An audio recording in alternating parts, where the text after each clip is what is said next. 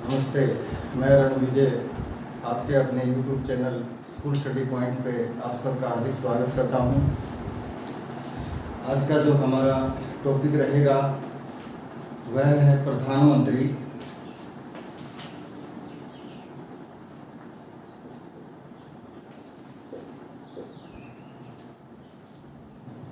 मंत्रिपरिषद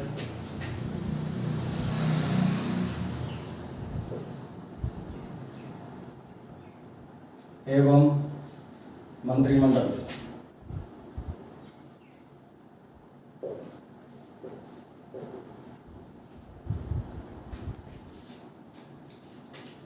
हमारे यहाँ जो सिस्टम है, पार्लियामेंट्री सिस्टम है, संसदीय प्रणाली है, संसदीय शासन प्रणाली। तो ये जो संसदीय प्रणाली है, पार्लियामेंट्री जो सिस्टम है, वो ब्रिटेन के संविधान से लिया गया है, ब्रिटेन से प्रेरित है। चलिए हम बात करते हैं प्रधानमंत्री की। तो हमारे यहाँ संसदीय प्रणाली, संसद और संसद, इसमें हम संघीय शासन प्रणाली,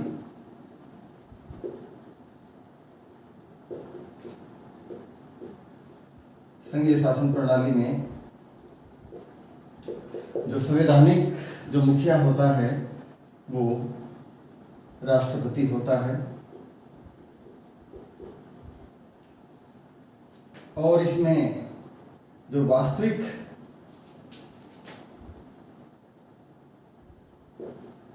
जो मुखिया होता है, वास्तविक हेड जो होता है संघीय शासन प्रणाली का, वो प्रधानमंत्री होता है।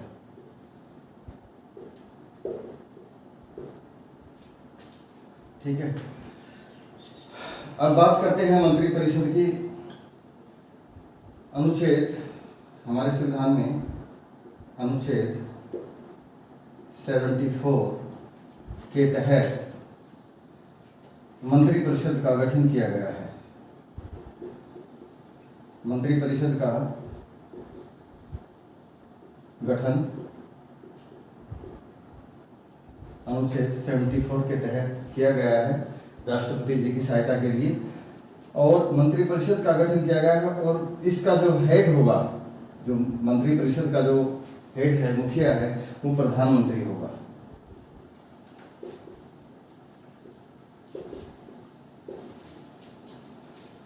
अब प्रधानमंत्री के नियंत्रण में मंत्रिपरिषद होगी, प्रधानमंत्री के नियंत्रण में मंत्रिपरिषद काम करेगी। चलिए ठीक है, अब अनुच्छेद 75 में हमारे संविधान में प्रधानमंत्री का पद बनाया गया है।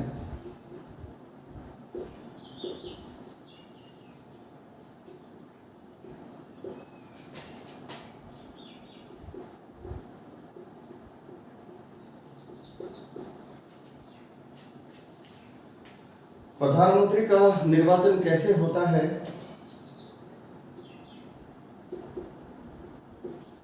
प्रधानमंत्री का निर्वाचन विधि। तो प्रधानमंत्री का निर्वाचन नहीं होता है, प्रधानमंत्री की नियुक्ति होती है। प्रधानमंत्री की नियुक्ति होती है, प्रधानमंत्री और मंत्रिपरिषद की नियुक्ति होती है। प्रधानमंत्री की नियुक्ति कौन करता है? राष्ट्रपति महोदय करते हैं। कौन करते हैं? राष्ट्रपति महोदय प्रधानमंत्री की नियुक्ति करते हैं। तो राष्ट्रपति महोदय किसको प्रधानमंत्री चुनेंगे? ये जो लोकसभा होती है, संसद का जो अंग है लोकसभा, और लोकसभा का जो चुनाव है पूरे देश में 5 साल में होता है, और लोकसभा के 543 सदस्य पूरे देश में से चुने जाते हैं। तो 543 सदस्यों में से जिस दल का बहुमत होता है, हमारे बहुदलीय प्रणाली है हमारे देश में, तो 50+1 यानी कि आधे से एक अधिक जिसका सीटें आ जाती है लोकसभा में, उस दल के नेता को राष्ट्रपति महोदय प्रधानमंत्री नियुक्त करते हैं। तो 543 में से कितनी सीटें चाहिए? कम से कम 272, कम से कम 272 सीटें चाहिए। और जिस दल की जिस पार्टी की 272 या इससे अधिक लोकसभा में सीटें आ जाती हैं, उस दल के नेता को, उस दल के प्रमुख को प्रधानमंत्री नियुक्त करते हैं राष्ट्रपति जी। वर्तमान में किसका शासन है? गठबंधन शासन प्रणाली चल रही है वर्तमान में। एनडीए का शासन है। जनतांत्रिक जो गठबंधन है, नेशनल डेमोक्रेटिक अलायंस जो बना हुआ है, उसके सरकार हमारे देश में बनी हुई है। किसके नेतृत्व में बनी हुई है? किस दल के नेतृत्व में बनी हुई है? भारतीय जनता पार्टी के नेतृत्व में। तो अकेले भारतीय जनता पार्टी की 300 से अधिक सीटें हैं, और जो एनडीए है, जो एक गठबंधन बना हुआ है, उसकी 350 से अधिक सीटें हैं। और उसके जो प्रमुख हैं, नेता जो बनाए गए थे, वो नरेंद्र मोदी बनाए गए थे। और नरेंद्र मोदी को राष्ट्रपति महोदय ने आमंत्रित किया प्रधानमंत्री बनने के लिए, और वो प्रधानमंत्री 2014 से प्रधानमंत्री पद पर हैं। ठीक है, ये नियुक्ति होती है। अब हम बात करें एज की। प्रधानमंत्री बनने के लिए उम्र कितनी होनी चाहिए? ठीक है, तो उम्र कम से कम 25 वर्ष होनी चाहिए। कितनी होनी चाहिए? 25 वर्ष। लोकसभा का सदस्य बनने के लिए आयु 25 वर्ष होनी चाहिए, और वो प्रधानमंत्री बन सकता है। और राज्यसभा का जो सदस्य है वो भी प्रधानमंत्री बन सकता है। तो राज्यसभा का सदस्य बनने के लिए आयु कितनी चाहिए? राज्यसभा से 30 वर्ष। राज्यसभा का जो सदस्य है, जिसको राष्ट्रपति प्रधानमंत्री बना सकता है, तो उसकी आयु 30 वर्ष होगी। तो कई बार क्वेश्चन पूछा जाता है, तो प्रधानमंत्री बनने के लिए कम आयु कितनी चाहिए? तो आप 25 वर्ष बताएंगे। ठीक है, चलिए आगे। कोई भी मंत्री बनता है मंत्रिपरिषद में, तो आयु कितनी होगी उसकी? 25 वर्ष होगी। और जो राज्यसभा होती है, तो राज्यसभा से भी मंत्री बनाया जा सकता है, और राज्यसभा से प्रधानमंत्री भी बन सकता है। और इस प्रकार से इस कड़ी में जो डॉक्टर मनमोहन सिंह थे, वो राज्यसभा से ही निर्वाचित हुए थे और प्रधानमंत्री पद पर बने रहे थे। एक बार इंदिरा गांधी भी राज्यसभा से सदस्य थी और प्रधानमंत्री बनी थी। चलिए, तो अब मंत्रिपरिषद का निर्माण कौन करता है? मंत्रिपरिषद की नियुक्ति भी राष्ट्रपति के द्वारा होती है, लेकिन ये प्रधानमंत्री सिफारिश करता है। प्रधानमंत्री जिसकी सिफारिश करता है, वह जो है मंत्री नियुक्त होता है। तो एज कितनी एज तक जो प्रधानमंत्री रह सकता है? तो इसकी कोई सीमा नहीं है, कोई लिमिट नहीं है। कितनी ही एज का प्रधानमंत्री बन सकता है, और कितनी ही बार प्रधानमंत्री बन सकता है। तो अब प्रधानमंत्री की शक्तियां क्या हैं? कार्य और शक्तियां।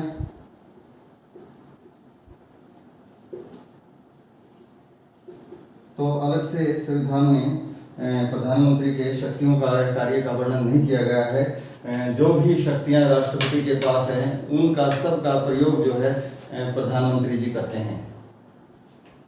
प्रधानमंत्री की सलाह पर, सिफारिश पर राष्ट्रपति काम करते हैं।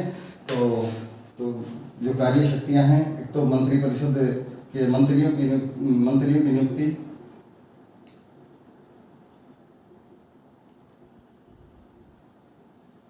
राष्ट्रपति के माध्यम से प्रधानमंत्री जी करते हैं।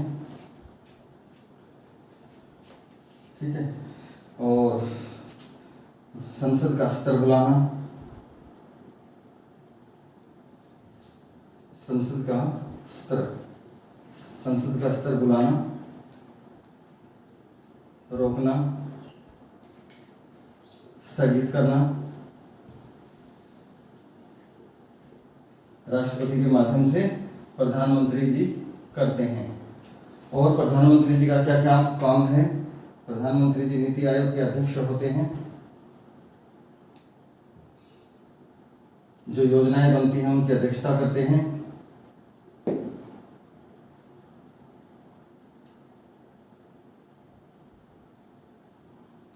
अंतर्राज्यीय परिषद के अध्यक्षता करते हैं।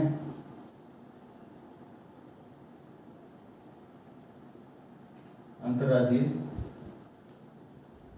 परिषद की अध्यक्षता करते हैं और राष्ट्रीय एकता परिषद के भी अध्यक्षता करते हैं, अध्यक्ष होते हैं।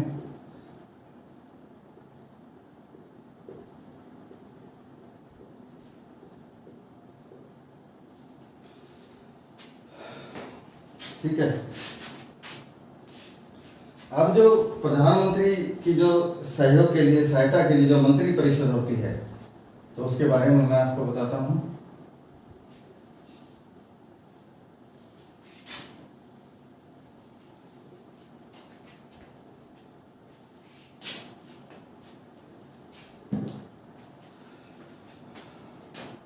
जो मंत्री परिषद होती है,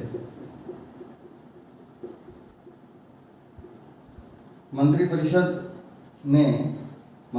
के 3 पार्ट होते हैं।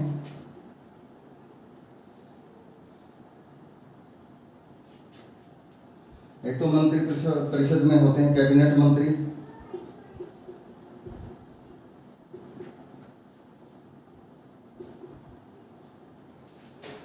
दूसरा राज्य मंत्री,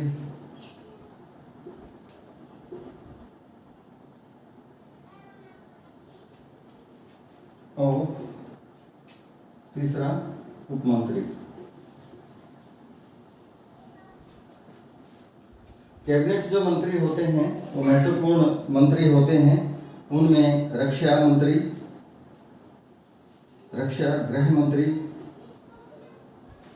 वित्त मंत्री, रेल मंत्री, ठीक है, और राज्य मंत्री जो होते हैं, राज्य मंत्री कैबिनेट मंत्रियों की सहायता के लिए होते हैं, इनकी सहायता के लिए होते हैं। इनमें भी 2 तरह के मंत्री होते हैं। एक तो जो राज्य मंत्री होता है, कैबिनेट मंत्री के सहायक,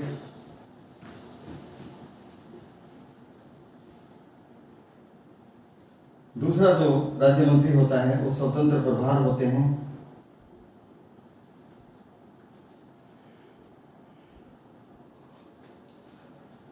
और जो उपमंत्री होते हैं वे प्रशासनिक कार्य देखते हैं।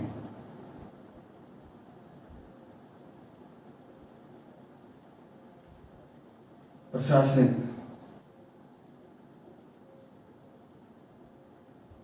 क्या करते हो?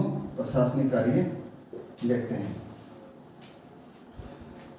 तो ये मंत्री परिषद को 3 भागों में बांटा गया है। अब इनकी संख्या कितनी होनी चाहिए? जो मंत्री परिषद है, जो संघीय शासन प्रणाली में कितनी संख्या होनी चाहिए, ये इनकी संख्या कितनी भी हो सकती है, ये अपनी सुविधा के अनुसार, लेकिन ये फिक्स कर दिया गया है 15%। किसका 15%? कुल लोकसभा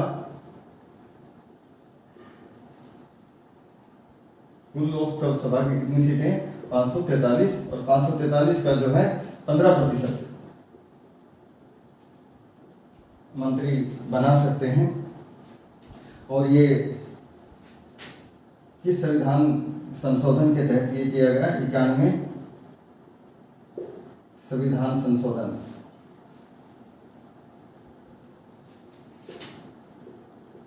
कब हुआ था? 2003 में।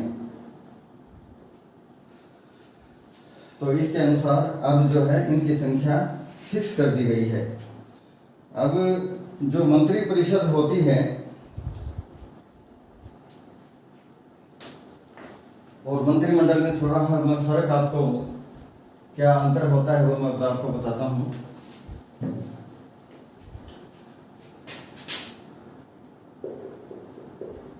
मंत्री परिषद, तो मंत्री परिषद में तो ये मैंने बताया कैबिनेट मंत्री, राज्य मंत्री और उप मंत्री, इन तीनों को मिला करके जो है मंत्री परिषद बनती है। और जो मंत्रिमंडल होता है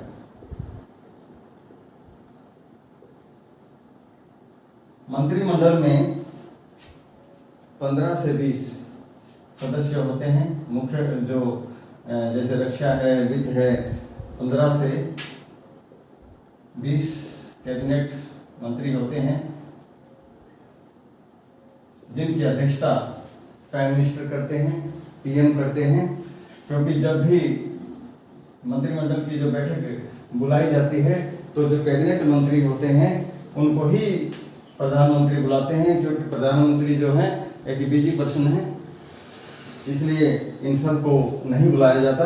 तो मुख्य जो विभाग जिनके पास होते हैं उनको ही बुलाया जाता है। ठीक है। और ये जो भी फैसला होता है, जो भी योजनाएं बनती हैं, जो भी नीति बनती है, वो ये बैठ करके मंत्रिमंडल की अध्यक्षता पीएम करते हैं। और फिर जो है ये जो भी फैसला लेते हैं वो प्रेषित किसको करते हैं? मंत्रिपरिषद को करते हैं, जो राज्य मंत्री होते हैं उनको करते हैं। और कई बार जो है स्वतंत्र प्रभार मंत्रियों को भी बुलाया जाता है बैठक में, क्योंकि स्वतंत्र प्रभार मंत्री जो होते हैं वो कैबिनेट मंत्री का ही काम करते हैं। ठीक है। और ये जो मंत्रिमंडल जो अलग से भी मंत्रिमंडल करेगा, जो भी फैसले करेगा, जो भी योजनाएं कार्यान्वित होंगी, जो भी नीतियां बनेंगी, ये जो अलग से जो मंत्रिमंडल जो सब जोड़ा गया है, ये 44वें संविधान संशोधन के तहत 44वें संविधान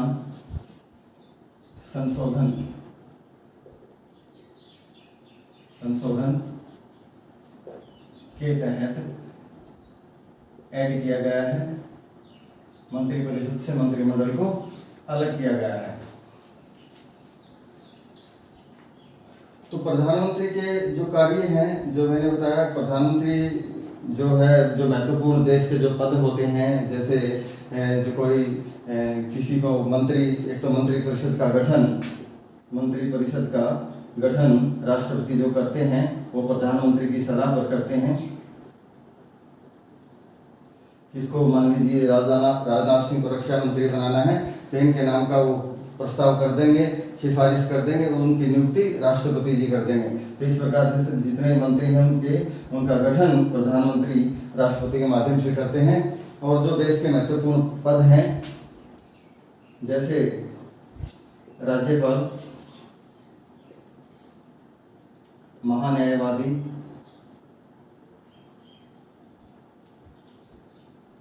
कैग का अध्यक्ष, चुनाव आयुक्त,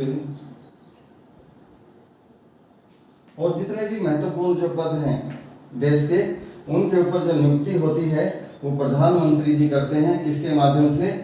राष्ट्रपति के माध्यम से। और एक कई बार जो है किताबों में आपने पढ़ा होगा, एक होती है किचन कैबिनेट।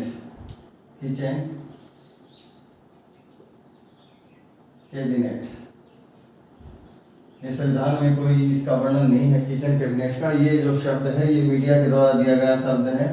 पहले कई प्रधानमंत्री क्या करते थे कि अपने जो आवास है वहाँ वहीं जो पसंदीदा जो कैबिनेट मंत्री होते थे वहाँ उनको बुला लेते थे, और अपने जो फैमिली जो फ्रेंड होते थे या जो नज़दीकी होते थे उनको वहाँ एक चाय पार्टी के बहाने बुला लेते थे, और वहाँ चाय पार्टी करते करते जो भी नीतिगत फैसले होते थे वो वहीं कर लेते थे। तो ये जो मीडिया के द्वारा दिया गया शब्द है, कई बार ये आ जाता है। तो प्रधानमंत्री के विषय में कई क्वेश्चन जो है ऑब्जेक्टिव बनते हैं। जैसे सबसे जो लंबा कार्यकाल है वो किस प्रधानमंत्री का रहा, तो उसमें आप बता सकते हैं जवाहरलाल नेहरू का। पहली महिला प्रधानमंत्री कौन बनी थी? तो पहली महिला जो प्रधानमंत्री है श्रीमती इंदिरा गांधी थी। तो वे कौन से प्रधानमंत्री थे जो कभी भी संसदीय कार्यवाही में हिस्सा नहीं लिया? चौधरी चरण सिंह थे। ठीक है। और इस प्रकार से किस प्रधानमंत्री को जो है बहुमत साबित न करने के कारण पद से हटाया गया? तो इस प्रकार से बहुत से ऑब्जेक्टिव क्वेश्चन बनते हैं जो पूछे जाते हैं कई बार जो कंपटीशन टेस्ट होते हैं उनमें। तो ये मैंने प्रधानमंत्री के बारे में आपको बताया। उसकी योग्यता तो एजुकेशन कोई योग्यता नहीं होती है। एज की मतलब जो है योग्यता मैंने आपको बताई 25 साल। 25 वर्ष या 30 वर्ष। ठीक है, राज्यसभा से बनता है तो 30 वर्ष, क्योंकि राज्यसभा का जो सदस्य होता है 30 वर्ष से एज होती है, और लोकसभा की सदस्य की 25 वर्ष होती है, जो प्रधानमंत्री बन सकता है। कई बार क्या होता है, जब चुनाव होता है तो मंत्री जो चुनाव, एक महत्वपूर्ण जो योग्य व्यक्ति होते हैं वो चुनाव हार जाते हैं, लेकिन उनको मंत्री बनाना जरूरी होता है, तो उनको मंत्री चुनाव हारने के बाद ही बना दिया जाता है।